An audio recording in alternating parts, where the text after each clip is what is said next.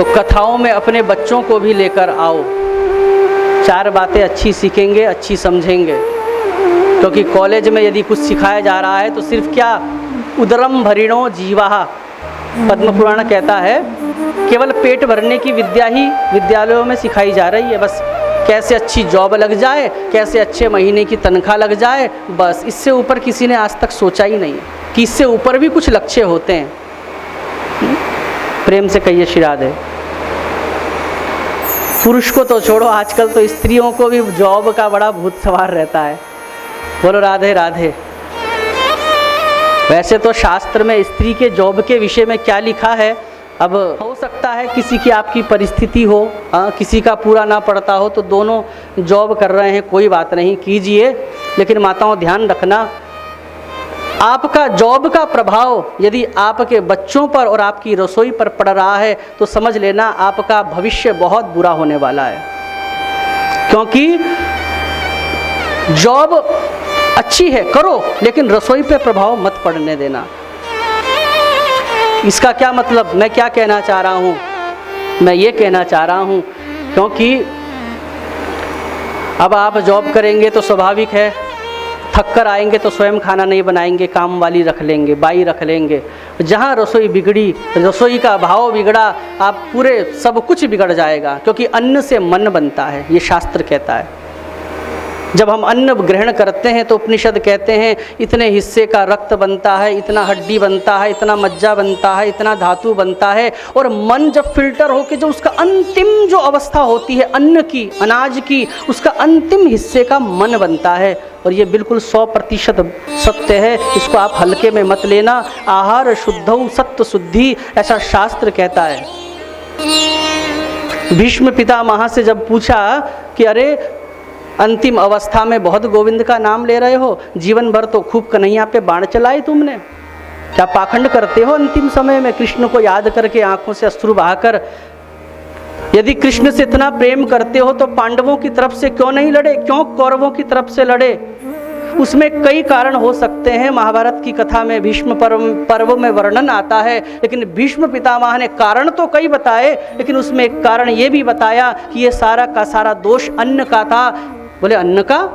बोले हाँ, मैंने जीवन भर दुष्ट दुर्योधन के घर का अन्न खाया था, विकृति का अन्न खाया था, इसलिए उसके अन्न खा खाकर मेरा मन इस प्रकार से दूषित हो गया था कि ऐसी नाजुक स्थिति में जब मेरा दायित्व था कि मुझे सत्य का साथ देने वाले पांडवों की तरफ से लड़ना था, लेकिन मैं ये डिसीजन ही नहीं ले पाया कि मुझे लड़ना किस तरफ से है। एक भीष्म पिता जैसा बूढ़ा व्यक्ति ये कह रहा है, इसके बाल फूल गए हैं, जिसकी दाढ़ी फूल गई है, वो कह रहे हैं कि ये सारा दोष अन्न का था, क्योंकि दूषित अन्न से मेरा मन भी दूषित हो गया। इसलिए मेरा मन सही निर्धारण नहीं कर पाया कि मुझे लड़ना किससे है, और जो सत्य स्वरूप कन्हैया हैं मैं उसी के ऊपर बाण चलाता रहा।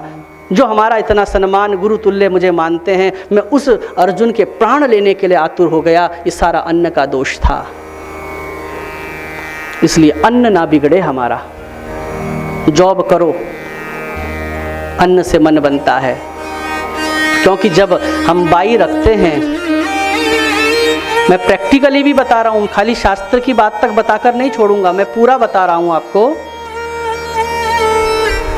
एक पति जॉब करता है तो क्या कारण है कि वो अपने, अगर उसको ऑफिस में अच्छा खाना भी मिलता है ना कैंटीन में, तो भी वो 2 दिन खा लेगा, 4 दिन खा लेगा। अगर फ्री में भी उस व्यक्ति को खाना मिलता है तो भी वो घर से ही टिफिन ले जाना पसंद करेगा।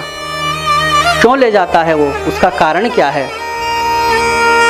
जो कि अगर हम स्वाद, क्या उसमें स्वाद नहीं है? क्या होटल के खाने में स्वाद नहीं है? स्वाद की यदि बात करें तो घर के खाने से ज़्यादा स्वाद होटल में होता है। क्यों? क्योंकि हमसे अधिक विधि जानते हैं वो कि किस चीज़ को कैसे पकाना है, टेस्ट होता है। तभी तो हम कई बार महीने 2 महीने में बाहर का खाना पसंद करते हैं, लेकिन रोज़ नहीं खा सकते। कारण क्या है? कारण ये है कि होटल के खाने में ज्ञान क्रिया तो बहुत अधिक है कि कैसे उसको बनाना है, कैसे कितना बॉयल करना है, कैसे फ्राई करना है, किस प्रकार से उत्तम क्वालिटी के मसाले कब डालने हैं। वहाँ ज्ञान बहुत है, वहाँ क्रिया भी बहुत अच्छी है।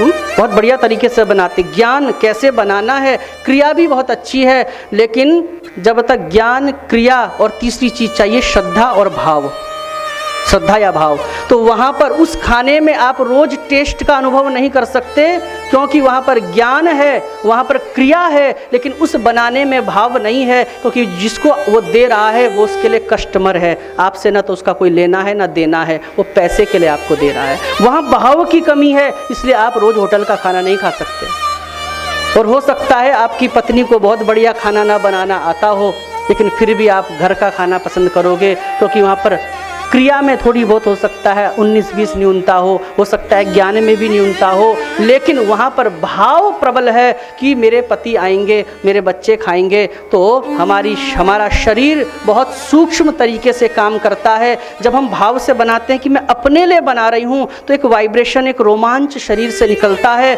और वो ऊर्जा करछी के माध्यम से जब ऐसे ऐसे फ्राई करते हो ना, हल्के में मत लेना इसको, वो एनर्जी उसमें ट्रांसफ़र होती है, और उस अन्न में भाव की भी मिठास होती है। इसलिए घर का खाना आप 100 साल तक खा सकते हो, होटल का नहीं खा सकते। अब क्या होगा, बाई बनाएगी तो बाई के उसमें क्रिया भी होगी, उसमें ज्ञान भी होगा, लेकिन उसमें भाव नहीं होगा।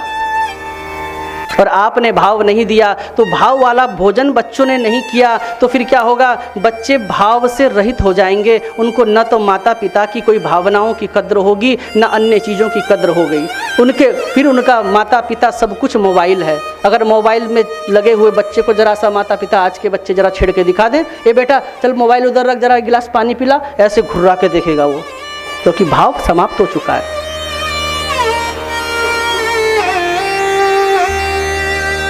प्रेम से कहे श्री राधे। गौ माता में करुणा होती है। क्यों इतना हरास हो रहा है?